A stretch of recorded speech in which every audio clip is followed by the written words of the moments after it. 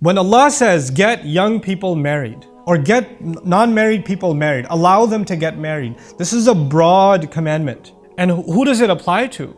You would think it applies to people, okay, once this boy has graduated from school, once he's got a good job, once he's got a good amount of savings, once he's got a little bit of the return on investment paid back to his parents, once he's done all this, and this, and once everybody else in the family is taken care of, then we'll think about getting him married. Because if we get him married right now, all of his attention will go to his wife. We're not going to get anything. So this is our son, this is our investment.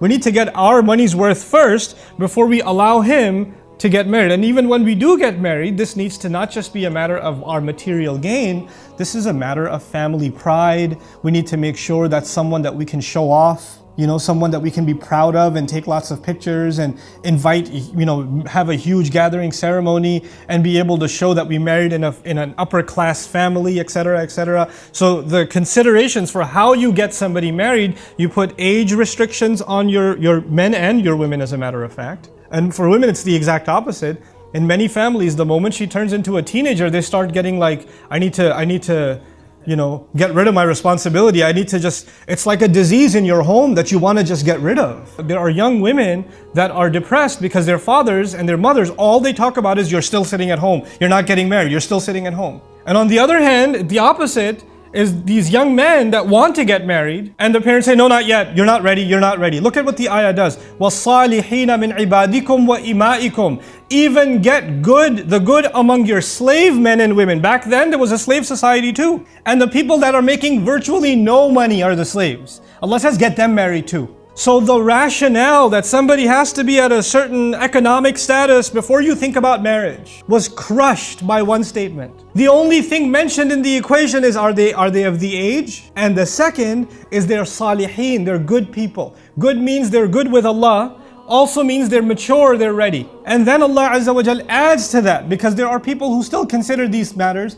إِن يَكُونُوا فُقَرَاء يُغْنِهِمُ اللَّهُ مِنْ فَضْلِهِ. If they happen to be bankrupt, if they don't have a lot of money, don't worry, that's not your problem. Allah will give them wealth from His own blessing. Because bankruptcy to Allah is a lesser problem. But aima means lots of people in society that are not married. That's a much bigger problem. Not having money is a less problem. But not having people tied down in healthy relationships, that's a much, much bigger problem to Allah. Rasulullah ﷺ used to actually seek refuge from a society with a lot of single people. He used to be worried about the ummah becoming people, a lot of single people just happy the way they are. And they're not happy the way they are, it's just that their families kept pushing them candidates that they're not interested in. And the one they wanted to marry, they're not allowed to marry. And so they say, whatever, I'll just stay single. And when somebody says, I stay single, doesn't mean I stay an angel. Let's be very clear what that means. If there's a 30-year-old, and he's a professional, and he's making good money, and she's 29 years old or 28 years old, and she's graduated from school, and she's not married, that does not mean temptation hasn't come to them, sin hasn't come their way, that they've just lived this pious life like they're living in the city of Medina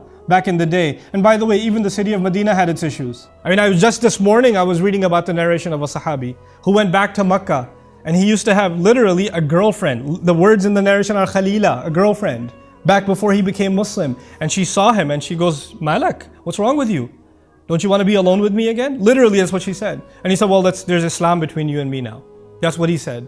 And she got mad at him. And she got her brothers and friends to beat him up. And he says, fine, okay, the only way for us now is I have to marry you. And she says, fine, marry me. He goes, I have to ask the Prophet first. Because he doesn't know if he can marry someone who's a non-Muslim. So he goes back to the Prophet ﷺ and he asked him, and then the ayat came down, La tankihul mushrikat. Don't marry mushrik women until they believe. If she wants to accept Islam, fine. If not, then no. The first point I wanted to make is, how do we make marriage easy? Because this is the way of shaitan. The way of shaitan in a society is, you make the haram easy and you make the halal difficult. And when that happens in a society, shaitan is won. Because people will gravitate towards what is easy. So today, if you want pleasure for your eyes, what can you capture on a screen, where the places you can go, the access that you have at your workplace, at your campuses, on your mobile devices, on social media platforms, on dating apps, you name it. All of that has become easy.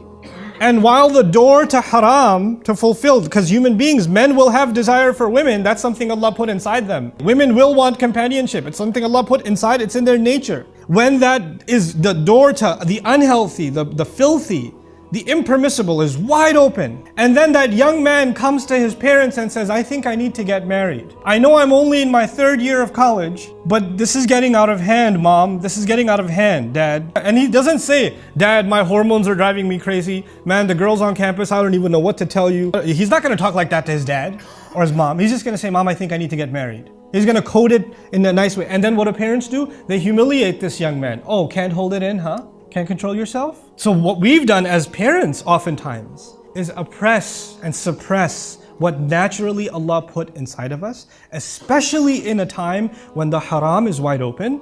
Then you have to go out of your way to make the halal easy. You have to go out of your way, and you can only battle the haram by opening the doors to the halal. And to be able to say to our young men and women, this door is open for you. Before you ever even think about making a mistake, come talk to us, let us know. Look, your family pride, you wanted your son or daughter to marry somebody within the race, within the city, within the village, within the extended cousins. God knows what you had in mind for them. You had all these dreams for them. If you wanted to have them marry within the village, why didn't you stay in the village? Why did you bring them here? Why did you let them go to college? Why did you let them see the world? You are trying to pretend that the world is still what it was. It's not. The world has changed. The world was even different from the Meccan Sahaba. When they moved to Medina, the Sahaba noticed these are not like women of Mecca. This is different. Society was different for them. When people migrate, there's a new society. And we have to adapt to that. And to refuse to accept that is a form of oppression. It actually goes against the ayah that says, allow people to get married. Open that door up.